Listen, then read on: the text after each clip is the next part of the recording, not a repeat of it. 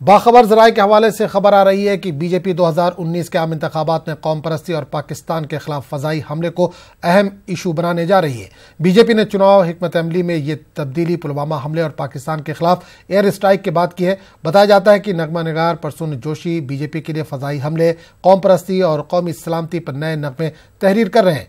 इसी सिलसिले के एक नगमे कसम है मुझे इस मिट्टी की, मैं देश नहीं झुकने दूंगा की कुछ लाइनों को वज़ीर-ए-आज़म ने राजस्थान के चीरू में एक रैली में पेश किया।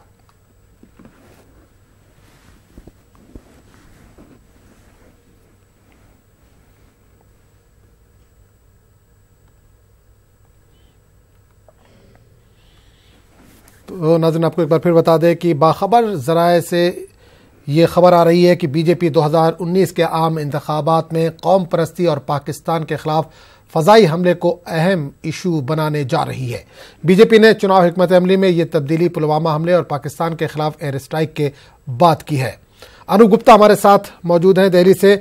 अनूप, जो एयर स्ट्राइक हिंदुस्तान ने किया था, अपोजिशन का लगातार इल्ज़ाम है कि सरकार इसका वोट के लिए इस्तेमाल कर रही है, अब बीजेपी खुलकर इसको इस्तेमाल करने जा रही है, क्या कहेंगे? नहीं, बिल्कुल। देखिए, जिस तरीके से मैनिफेस्टो कमेटी की भी बैठक हुई थी, उसमें भी इस बात पर विचार किया गया कि जिस तरह से जो वायुसेना ने एयर स्ट्राइक किया था, उसको वो ज्यादा से ज्यादा बढ़ा चढ़ा करके चुनाव प्रचार में उसको शामिल किया जाए।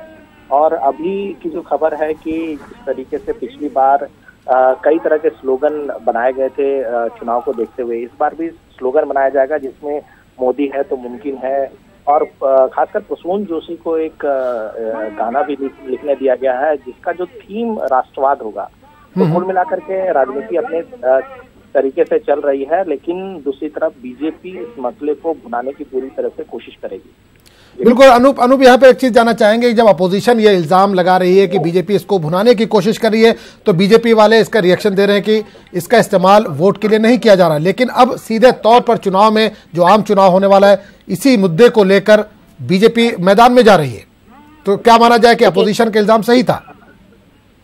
देखिए, अपोजिशन अपने तरीके से राजनीति कर रही है और सत्ता पक्ष अपने तरीके से राजनीति कर रही है। सत्ता पक्ष का कहना है कि अगर सेना ने अगर कोई बड़ा काम किया है तो उसको जनता तक पहुंचाने में किसी तरह से कोताही नहीं बरती जानी चाहिए। और दूसरी ओर सबसे बड़ी बात है कि चुनाव आने वाला है, नोटिफिकेशन जारी होने के बाद सभी लोग जमीन से उतरेंगे और सभी लोग अपने अपने तरीके से जो है वो इसका प्रचार प्रसार करने में जुटेंगे। तो कहीं ना कहीं जो एयर स्ट्राइक किया गया है, सर्जिकल स्ट्राइक किया गया है, इन सभी मसलों को बीजेपी किसी भी तरीके से जनता तक ले जाएगी और उनका जो थीम होगा कि वो सेना का मनोबल, सेना ने जो किया है उसके मनोबल को बढ़ाने के लिए ये सारी चीजें कर रही है।